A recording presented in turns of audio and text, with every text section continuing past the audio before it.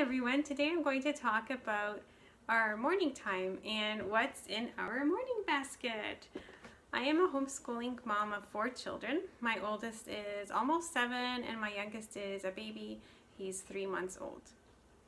This is what we've been doing this year for our morning time that has worked for us.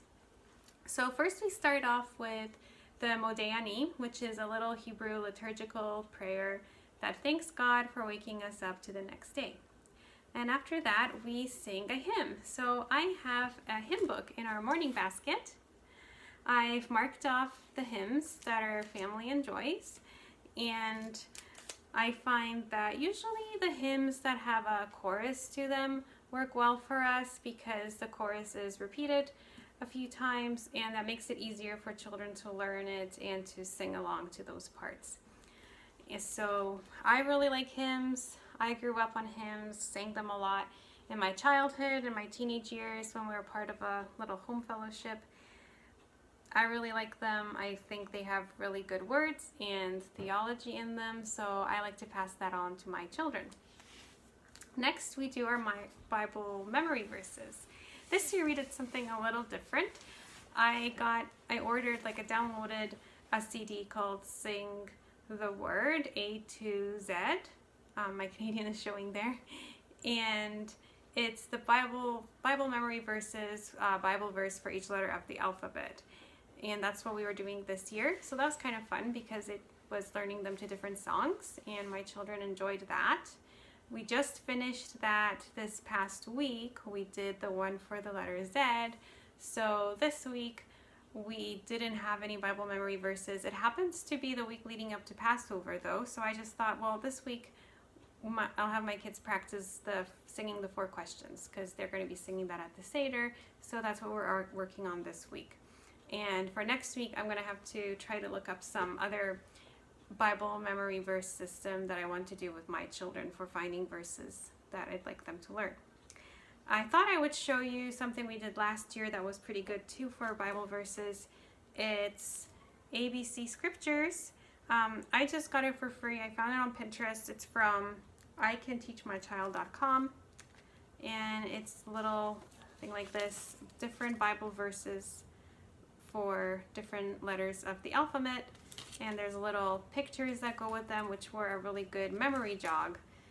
So last year my oldest was able to do this. My other ones were still a little too young, but my oldest was able to memorize all 26 of them, one for each letter of the alphabet. And after that, we move on to our story. We usually do a Bible story from a Bible storybook. We have quite a few of them, so we just kind of rotate through them. And right now we're doing something that isn't exactly a storybook, but it's a little devotion book. My boys got this from their great-grandparents, and it's Our Daily Bread for Preschoolers. And I actually really like this one because it goes well for my second born, which is 4, who's 4 years old. He's just getting to the point of being able to sit down and really understand a story, and this is like really at his level. There's a question with each one where I can ask him, and there's also a little prayer, and so I have my oldest read the little prayer. So that's what we've been enjoying right now. After that, I say a prayer for the day, and then we all sing the Lord's Prayer together as a song. The Our Father who art in heaven, we have a tune that it goes to, so we sing that. And then the devotion part of morning time is done, and then we do 2 other little things that I found, and that is, I also found this online, and it was a paid download, but it was only like $3 or $4, and it's 100 Manners to Teach Your Kids.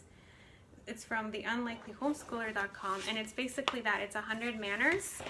So they're listed, they're divided into categories like in relationships, or at the table, or in public. And all we do is each day I just go to the next manner that's on our list, and I read the manner, and then we just talk about it for like a minute or 2. So for example, one of them here is return borrowed items in the same or better condition, cleaner, mended, or fixed. So then I talk about that and how that applies to things we borrow, like library books, and how they would like it if their friends borrowed something, if they returned it in a good condition, and that's why we should take care of things that we borrow. So, and it's really good because it goes over a lot of different manners, and it's even a good refresher for myself to be more aware of these kinds of things. So, give a firm handshake. Children should refer to adults as Mr. or Mrs. unless otherwise directed. So those are just nice little manners. Oh, just one little manner a day. A nice little reminder. We like that. And then I've also started doing first language lessons during morning time. And this is kind of interesting. It goes over a variety of things. There's a little bit of language learning, like in the form of grammar, like they're learning about nouns and pronouns. And there are also poems in here that they memorize. So we've memorized 3 poems so far, which is really sweet. I love poetry recitation. It's really nice to hear my children saying poems. My 4-year-old is also able to memorize them, so that's really good. And there's also a couple other things in here too, like reading them stories and asking them questions, teaching narration, talking about pictures, guided discussions like that. So we do that, and we just do this orally in the mornings. So that is our morning time. It's pretty short and sweet because my children are still quite young, so I don't have to drag it out too long. If I had older kids, if my kids were older, I would probably maybe add other things like history into our morning time. But for now, we do our social studies later in the day. And that's our morning time. Thanks for watching. What do you do for your morning time?